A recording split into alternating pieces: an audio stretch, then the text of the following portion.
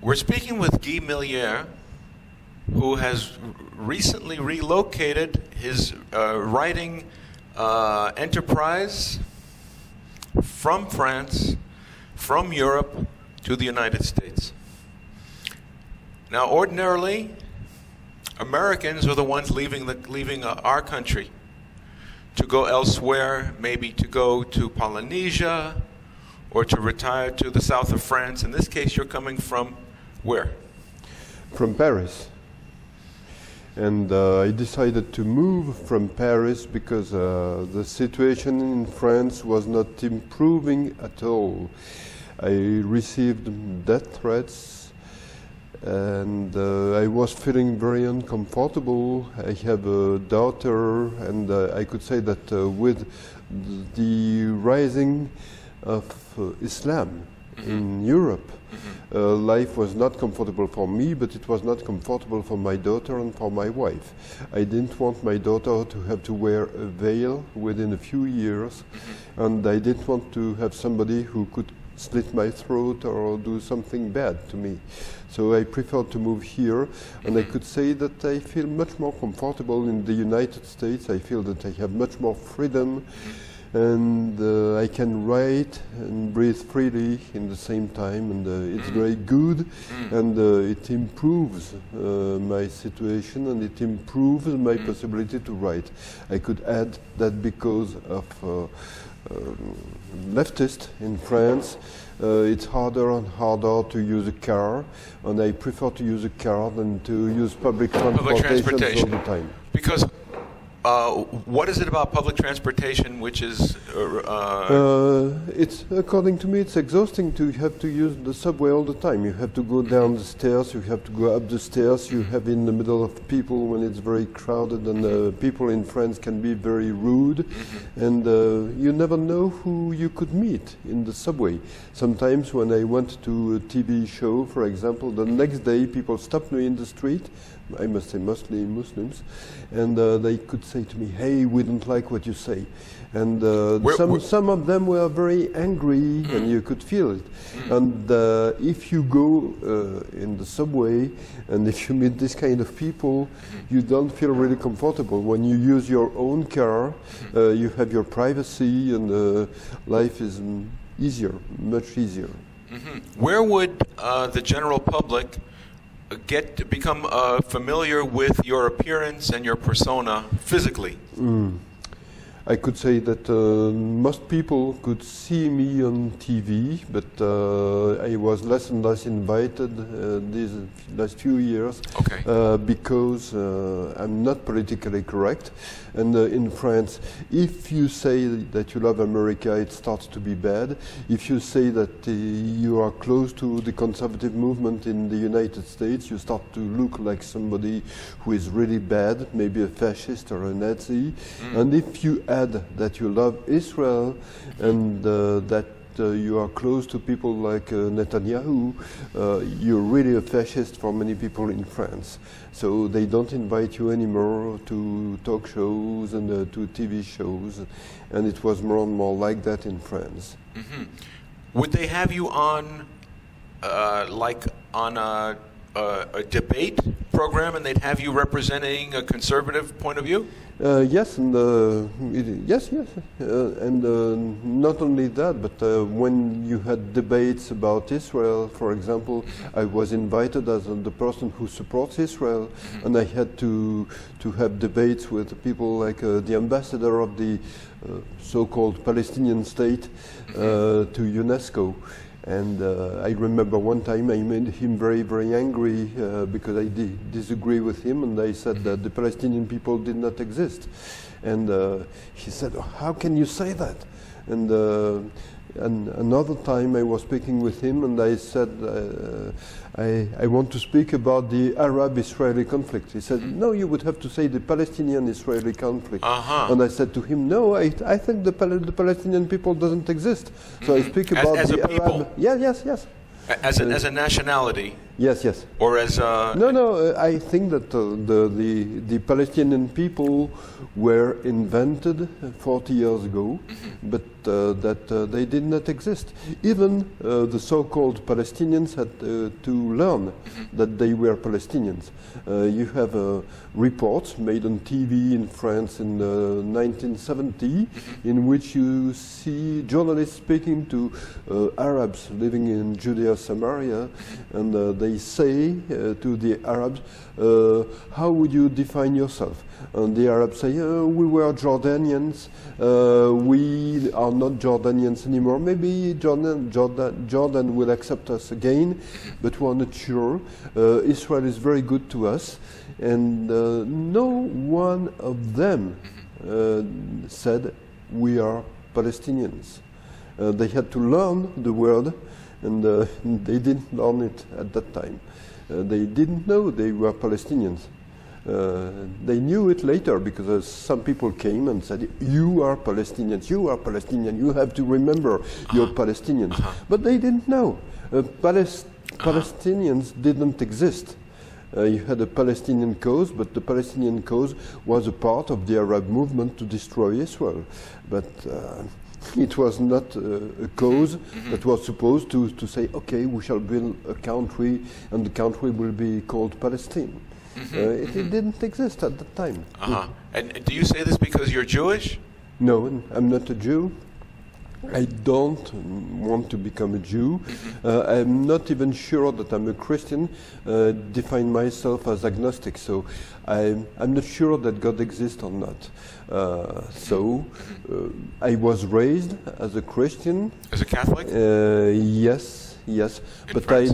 I don't like to think about the way I was raised as a Catholic, because when I was young, Jews in the Catholic classes were defined as the people who had killed the Son of God. And I don't like this idea. I think that this idea creates anti-Semitism.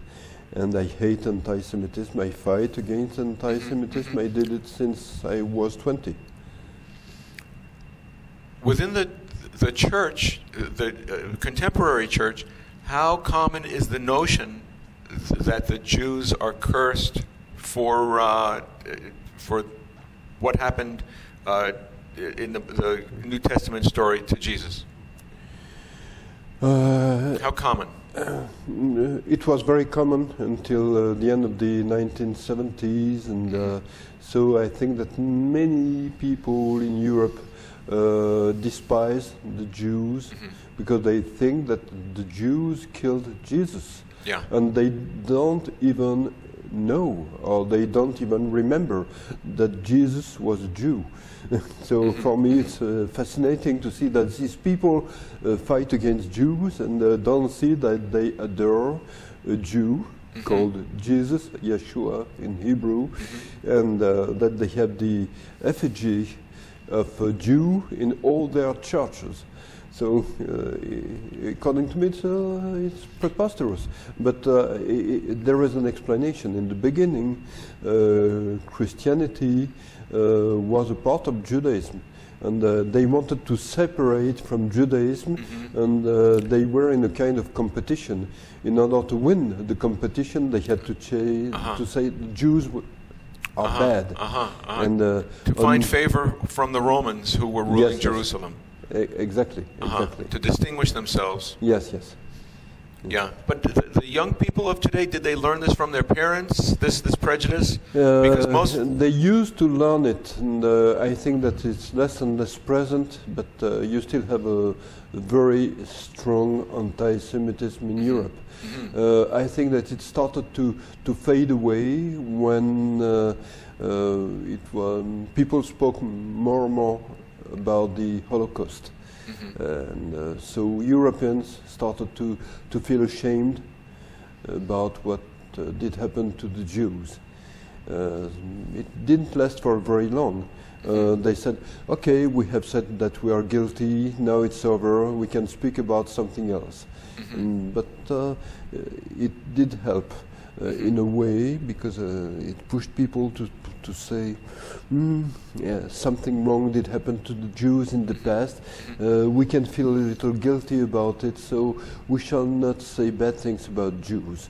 But very soon after that, they started to say bad things again about the Jews because of Israel. So the new anti-Semitism in Europe is anti-Zionism. And they say, we are anti-Zionist, we don't accept Israel, or Israel is bad, Israel treats badly Arabs, and we can say that we don't love Jews because they built a state that destroy another people. And how much of that is a part of the a result of the Muslim influx to Europe, that the liberals want to embrace the Muslims and who they despise? Yes, I think that in the beginning Muslims had no part in it. I think that it was mostly leftist and people coming from the extreme right who became leftist. Many people are like that, and they said, we hate Jews, but we cannot say it. But if we say that we despise Israel, it will be okay. So we do it. And they started to say, we despise Israel, and they used the same words than the word used by anti-Semites in Europe in the 1930s. They said Jews are stealing properties belonging to others. Jews are greedy, etc., etc. So they used the same kind of words, but it was to speak about Israel, mostly. And so many former anti-Semites became anti-Zionist. After that, Muslims arrived in Europe, and Muslim anti-Semitism started to grow. And now I could say that the main anti-Semitism in Europe is leftist and Muslim anti-Semitism. And what I see, and it made me very uncomfortable, is that organization I thought I could work with, organization was supposed to fight anti-Semitism, fight fascist, Nazi anti-Semitism, and they don't fight leftist and Muslim anti-Semitism. In France? Yes, but everywhere in Europe. Because it's not politically correct to say that Muslims are anti-Semites. And it's not politically correct at all to say that leftists are anti-Semites. So you're more comfortable if you want to say, I fight anti-Semitism, to say that you fight fascist or Nazi anti-Semitism. In such a case, you're politically correct, you fight rightist people, bad people, and it's very easy to do it. But when you start to say there is Muslim anti-Semitism, and people start to say to you, you're an Islamophobe, and you mistreat people who were oppressed by Europeans because of colonization, and you're bad. Muslims became holy people for many Europeans. It's coming from the left because Muslims were supposed to come from countries that were oppressed by Europe, by the West, and that were colonies. Like Algeria? Yes, Algeria, Tunisia, Morocco, and so these people are supposed to be the wretched of the earth. No. It's not good to criticize these people. So these people have to be left alone. And even if they are anti-Semites, they can have their own reasons. And the reason why is the existence of Israel.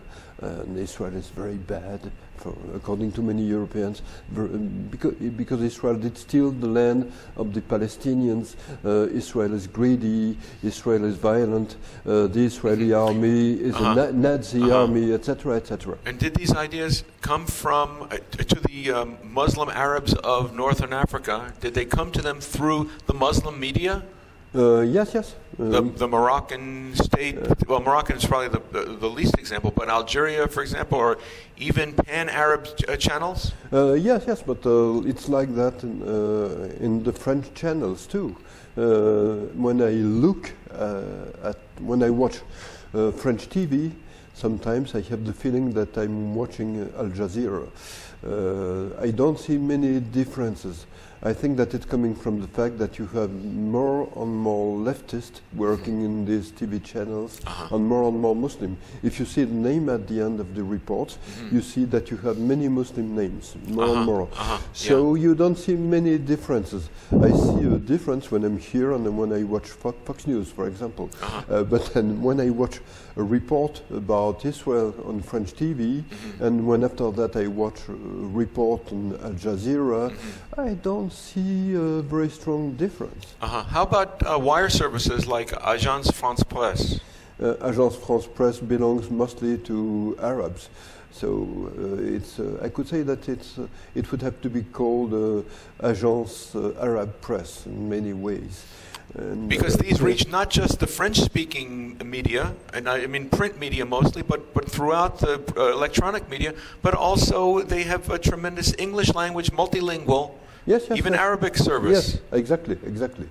And I could say that when you read what is written by Agence France Presse, you see that it's the Arab Muslim point of view, and the Arab Muslim view of the world.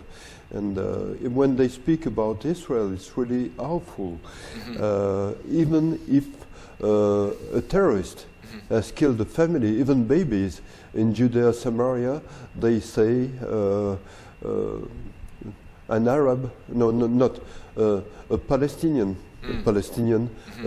killed colonizers. So even a baby is a colonizer.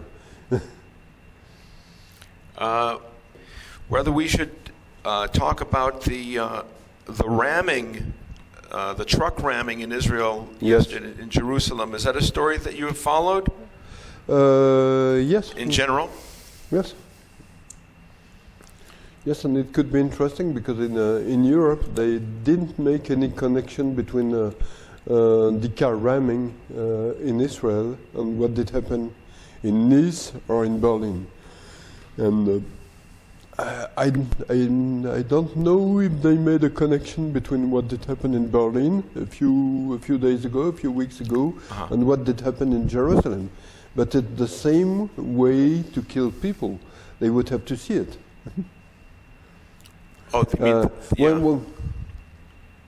When I'm in Israel and I give lecture in Israel, many people say to me, you have to remember what some Arabs used to say a few decades ago. First, the Saturday people, then the Sunday people. And Europeans would have to pay attention to that. Do the Europeans believe that? Do they believe that the Muslims feel that way? No. Because you have a very strong pro-Muslim propaganda in Europe. And for most European and for almost all the European journalists, Islam is a religion of peace. Well, because that's what they keep saying. Yes. You have this book. Yes. Would you hold it up, please? What is the book, and what's the premise? It's called Twilight of Our Europe, Europe's Submission to Islam and Muslim Anti-Semitism, and it's a book mostly made of articles I wrote for the Gatestone Institute in New York, and most of the articles are about the huge change happening in Europe now, and the rise of Muslim anti-Semitism, the rise of Islam in Europe, and the fact that most politicians and journalists in Europe want to be blind to what's happening, and they want to say Islam is just a religion of peace, brotherhood, fraternity, and everything will be fine with Islam. And in France and in many other countries in Europe, in Germany, in Belgium, they say we cannot create. We can create an Islam that will be a French Islam or a Belgian Islam. It's really preposterous because all the Muslims in Europe watch Arab Muslim channels and receive their information from these channels. And if you know Islam, you know that for Islam there is only one Muslim community called the Ummah. And so you belong to the Ummah. And you cannot have a difference between Islam in France, Islam in Belgium, and Islam in Egypt or elsewhere. It's the same Islam. If you want to be a good Muslim, you have to read the Quran, you have to obey to the Hadith, and you cannot create a different Islam. Islam doesn't stop at the borders of France, for example, and becomes different when you cross the borders of France. So it's really a way to submit to Islam. They want to act as dhimmi. And my friend Milliere did write excellent books about dhimmi. And I could say that most journalists and politicians in Europe are dhimmi now. If you speak of the record with them, they will say, yes, yes, we have big problems with Islam. But when they are in front of a microphone, they will say, no, we have no problem. Muslims are very nice people. So they speak differently when they are off the record and when they are in front of a microphone. And I don't like it because it shows that they are cowards, according to me. They are afraid to have big troubles, and they want to avoid troubles. So in order to avoid troubles, they submit. And for example, in France, you have now 572 no-go zones. It's places where the police don't go in, and even doctors are afraid to go in. And, ambulances? Yes, yes, yes. Exactly. How about fire trucks? Sometimes people in these areas call fire trucks in order to throw cocktail Molotovs on them. It's fun for these people, and so even firemen are afraid to go there. And but you see this in other ghetto areas. You see this in black ghetto areas, for example, where, as you say, just for fun. But is this just hooliganism, or? It's not only that. I could say that these zones could be called Sharia zones, in fact, because these zones belong, politically speaking, to gangs selling drugs, like in American ghettos, and but they also belong to radical imams. But do they accept the rule of the country, of the No, nation? no, not really, not really. The people who live there, the people who rule there, despise the West, despise European governments, and hate Western politicians in general. So they define themselves as Muslims mostly, and so they want to fight for Islam. And when you speak with them, they say one day Islam will rule Europe. It will come little by little, but one day Islam will rule Europe, and we have the right to say that. And sometimes they say we are French, but France will become a Muslim country. And so you will be the minority, and you have to pay attention to what you are saying and to what you are doing, because we shall rule the country one day, and when we shall rule the country, we shall be very harsh with people like you. But even neo-Nazis say this, but they're only a small minority. How yes, formidable is the notion of Islamism? Islamism is rising very, very fast, and I think that it's coming from the leftist education. Leftists have a very strong role in education, and when you read textbooks that are given in high schools, you see that European civilization is treated as something bad. You have chapters. I could see that in the textbooks my daughters use, because I have an older daughter and a younger daughter. And in these textbooks, Christianity is described as oppression, destruction. Inquisition, for example, is the object of the topic of chapters. entire chapters.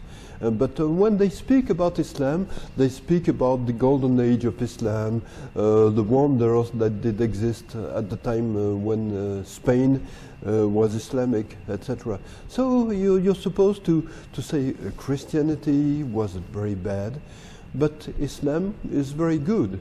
And after that, they speak about colonialism, and they say colonialism destroyed countries, was bad with people, was racist. And so if you are coming from a Muslim country, for example, and if you read these textbooks, you can think Christianity is bad, Islam is very good, and Europeans were bad because they were colonialists.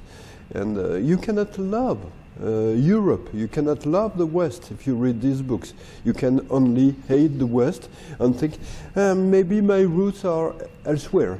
I was born a Muslim, I have to be a Muslim, I have to reject Christianity, and I have to reject the West.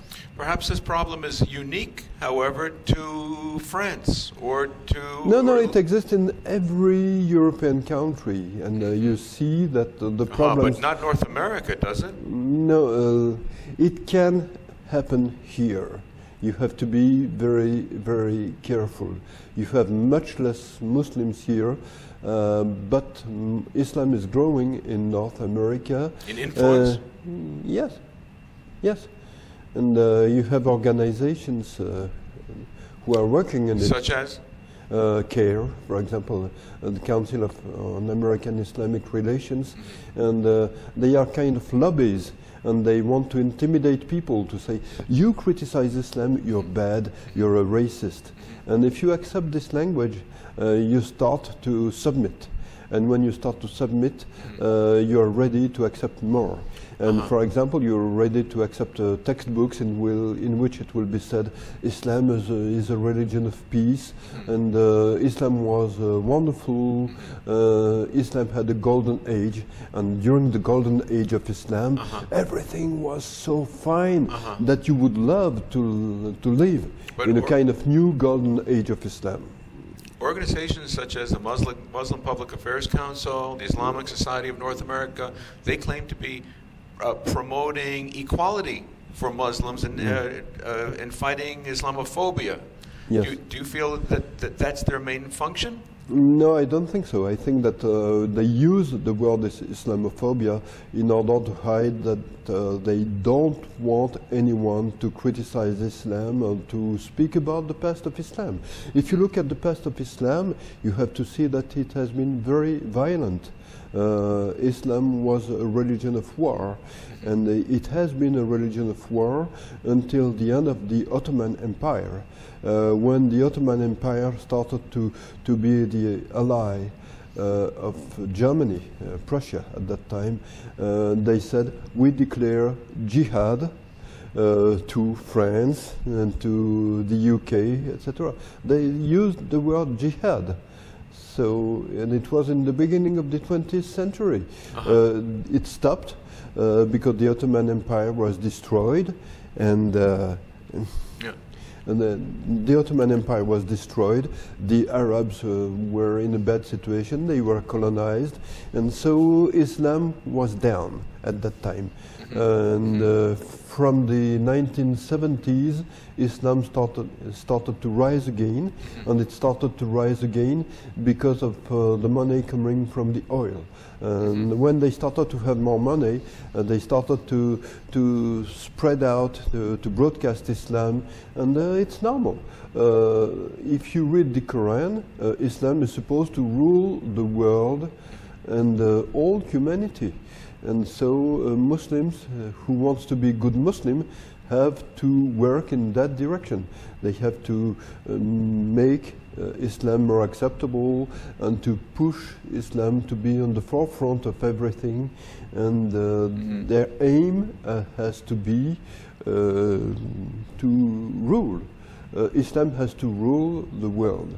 For Islam and for Muslims, it's normal. The problem is that for people who are not Muslim, it's not normal, because it means that people who are not Muslim will have to become dhimmi. and they will have to submit. They have to be shy. They will have to say nothing Islamically incorrect. And if you accept that, you will lose your freedoms very, very fast. And I could say that we are in that situation in Europe. In many European countries 20 or 30 years ago, you had books criticizing Islam in every bookstore. It was possible for these books to be sold. These books are vanishing fast now. You have less and less of these books, and they are replaced by books saying Islam is good, Islam is wonderful, Islam is peace, Islam will bring you freedom. What is not said is that the word used to define freedom in Islam is a word saying that you are completely subjugated by Islam. And for Islam it's very interesting. The word means slavery. It's very close. So you're free. Submission. Yeah, yes. You're free when you're a slave of God.